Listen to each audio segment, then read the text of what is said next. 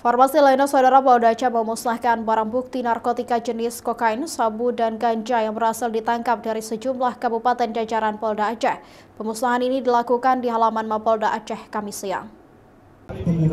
Pemusnahan 25 kg barang bukti narkotika jenis kokain dan sabu seberat 108 kg dilakukan dengan cara dilarutkan ke dalam air.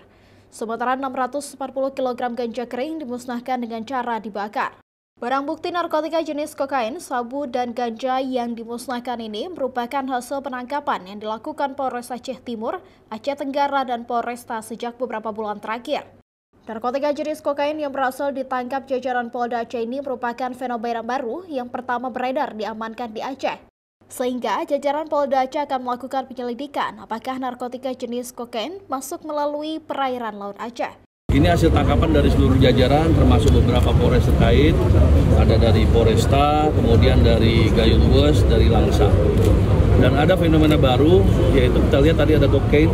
Kokain itu sangat jarang masuk ke Indonesia, dan kita juga baru tahu ada masuk ke Aceh, banyak program. Ini konsumennya biasanya orang-orang bule, orang asing. Nah, ini harus kita tuntaskan, kita lidik apakah Aceh hanya sebagai tempat transit atau tempat peredaran dari kokain ini. Pemusnahan barang bukti narkotika jenis kokain, sabu, dan ganja yang diamankan dari 4 orang tersangka sebagai pengedar ini dimusnahkan sebagai bentuk komitmen Polda Aceh dalam pemberantasan narkotika di Aceh. Reja Umar, Kompas TV, Banda Aceh.